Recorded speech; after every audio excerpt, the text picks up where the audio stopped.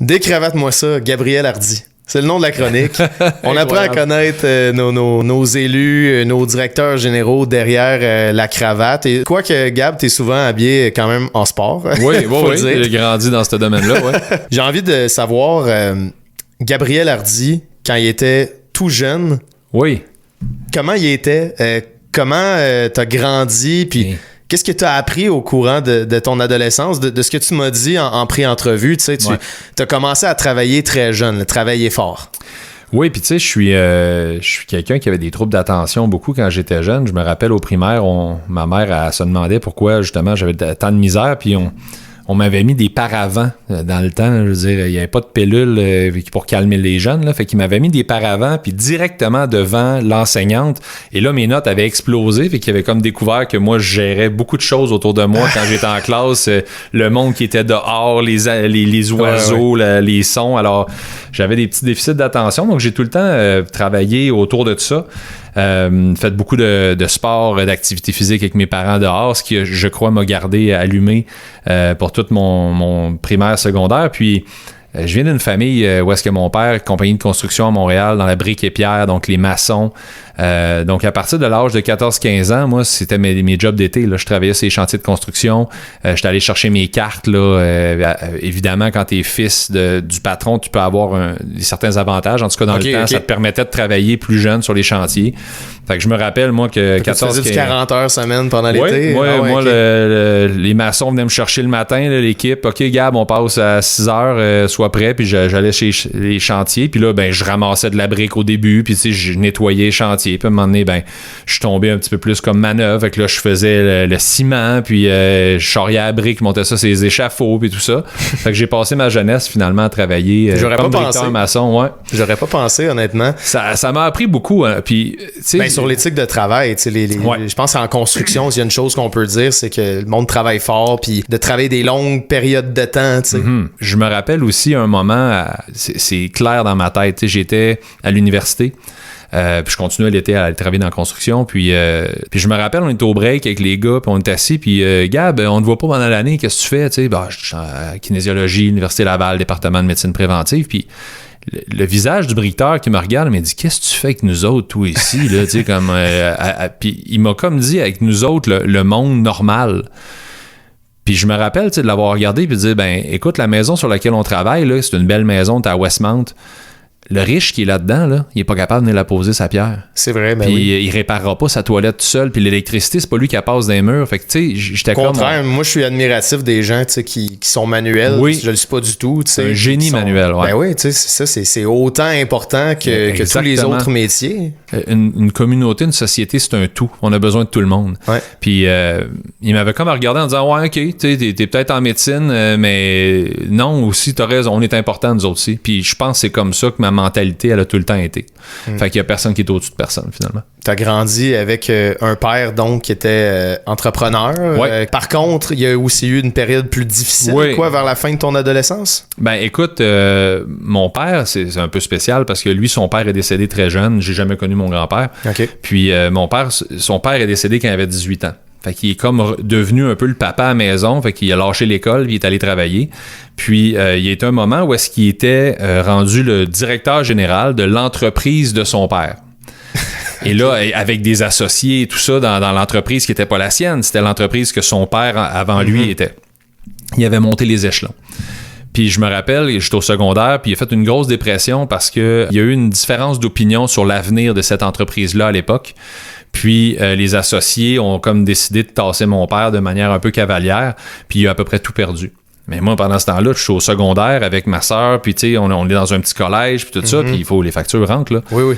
Ouais, fait que c'est ça. Fait que je me rappelle très bien, genre, mon père couché sur le divan, tu sais, je rentre, il est 4 heures le soir, il est couché sur le divan en bas, comme qu'est-ce qui se passe, il a été hospitalisé un peu après. Je pense au film de Ricardo Troggi. Okay. Puis je sais pas, c'est ce qui me vient en tête. J'ai l'impression que cette époque-là, les pères ont une énorme pression sur les épaules, puis dès que ça fonctionnait pas, toute cette pression-là leur tombait dessus carrément. Oui, la pression familiale. Puis tu sais, à ce moment-là, ma mère était secrétaire, je pense, pour quelqu'un. Elle avait pas une grosse carrière ou autre. Fait que tu sais, évidemment, la pression familiale est là. Mais ça m'a enseigné beaucoup parce que il est reparti à zéro. puis tu sais, il a rebâti son entreprise, puis il s'est pas laissé abattre. Ben non, pas en tout, puis tu sais, il a même il a retourné ses chantiers avec sa truelle. Puis OK, parfait, je vais pogner un contrat moi-même, je vais aller en poser de la brique. Puis moi, j'ai toujours dans ma vie fait aussi un peu comme ça, tu sais, quand j'ai parti mon gym, ben j'ai été le gars de la réception, puis j'ai fait les contrats, puis j'ai rencontré les clients, puis j'ai été l'entraîneur, puis je pense que c'est important parce que tu es capable après ça, quand tu deviens peut-être le patron de ton entreprise, mon père évidemment il est retourné, il s'est rebâti une équipe, puis il a reparti son entreprise et tout ça, ben tu connais chacun des rôles, puis tu peux pas te faire dire bah toi tu sais pas, t'es juste dans un bureau. Puis à la base, ça fait le cercle avec le fait qu'il n'y a pas une job qui est plus importante qu'une autre. Exactement. T'as pris des choses, on le fait tous, de quand on était jeune pour ensuite se reconstruire. Qu'est-ce que tu penses que tu retiens de l'influence de ton adolescence et comment tu as été élevé sur comment tu as ensuite bâti toi-même ta vie? Un avantage pas un inconvénient de cette phrase-là, tu sais, le travail. Les efforts sont synonymes du travail, le travail de la réussite. J'aime tellement travailler qu'à un certain moment, plus loin dans ma carrière, c'est devenu un problème.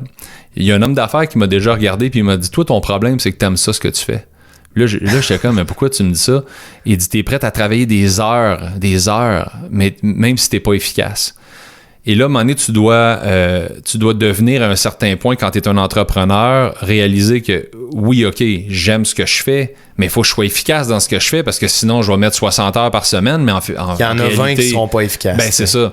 Puis en anglais, j'ai vu ça dans Saving Private Ryan, j'imagine, là, mais Fire for Effect, là, c'est un terme très militaire. Là, tir pour avoir un tir avec efficacité, Fire for Effect. Fait que je pense qu'avec le temps, c'est ce que j'ai appris aussi. Tu sais, j'ai pas peur de travailler, mais travaille pas dans le beurre ou travaille pas pour rien. Puis avec ta famille? Avec ma famille, tu veux dire avec mes enfants et tout ça? Ouais, ben que tu sais, comme père de famille, c'est quand même quelque chose d'important, ça, dans le oui, ben très présent, très présent. Tu sais, mes parents ont tout le temps été là pour moi, très, très présent. Puis c'est ce que j'essaie d'être pour mes enfants aussi. Je l'ai été, je te dirais, hyper présent comme papa jusqu'à mon élection l'année passée. Parce qu'on le sait, quand tu es élu à Ottawa, tu sais, bon, moi, comme député, c'est loin. Tu pars le lundi matin à 5 h. Là, moi, je pars tout le temps le lundi à 5 h le matin, puis je reviens le vendredi soir. Fait que j'ai eu un gros temps très, très présent, puis ça faisait partie de ma décision. Mon fils est rendu à 14, mon autre 16. Je suis plus vers la fin de on a besoin de papa tous les jours, puis viens à nos pratiques, puis fais-nous des lifts. Là. Fait que c'était pas un parfait temps pour rentrer en politique, mais c'était quand même mieux que des enfants de 7-8 ans, tu sais, que là, je l'aurais pas fait. Parce que justement, je voulais être papa qui coachait ses enfants au soccer, puis qui était avec eux autres aux pratiques, puis qui était présent tout le temps.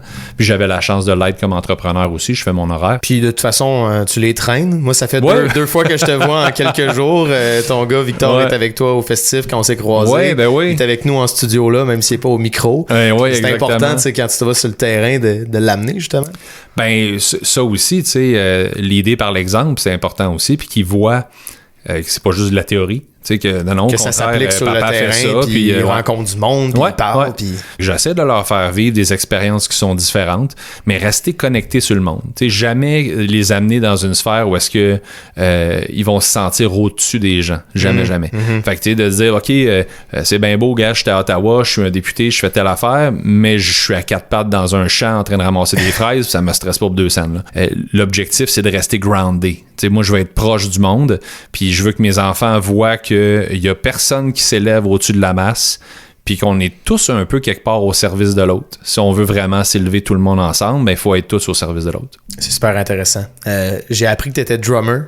Oui. Qu'est-ce que t'écoutes comme musique? J'imagine que ça doit être influencé par ton rôle dans un band. J'ai tellement... écoute, j'ai joué du drum là, tout mon secondaire, puis gros passionné des percussions, donnais des spectacles et tout.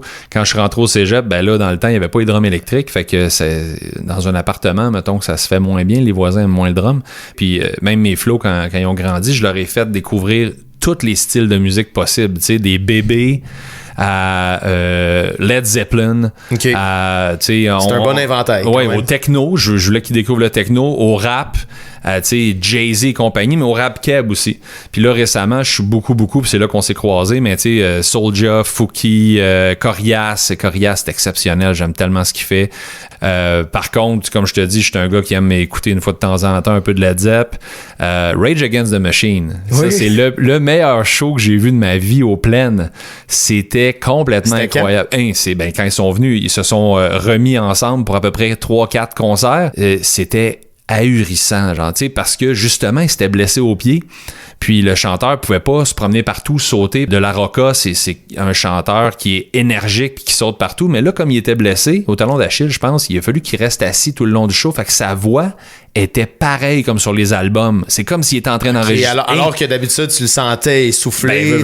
Moi, je l'ai jamais vu en show autre, mais tu sais, j'avais regardé une couple de vidéos, puis quand il saute d'une caisse de son à l'autre, qui sprint sur le stage, à un moment donné, il vient souffler, c'est normal. C'est clair. Mais là, il pouvait pas. Il était assis. Fait que c'est comme si tu étais en train d'écouter un live d'un enregistrement, genre, mais je reconnaissais la voix parfaite, puis on s'entend que s'il y a des années, là, et que c'était bon. Rage Against the Machine, j'adore ça. Puis c'est le petit côté un peu défier l'ordre établi. Tu sais, que des fois, c'est correct de remettre en question les choses. Puis, c'est pas parce que quelque chose est établi que c'est fait de même depuis 300 ans que ça peut pas changer. On peut poser des questions, puis on peut... puis c'est un peu mon rôle à l'opposition présentement, mais Rage, j'aime beaucoup. On va en écouter du Rage Against the Machine dans une trentaine de secondes. Ah oui, c'est bon ça! C'est excellent! Là, c'est une discussion qui aurait pu durer 1 heure, je pense, mais je te remercie. Mais merci de m'avoir reçu, puis n'importe quand vous voulez, moi j'aime être à la rencontre, puis jaser, puis qu'on parle de toutes sortes de sujets. Ça paraît. Merci Gab. Merci.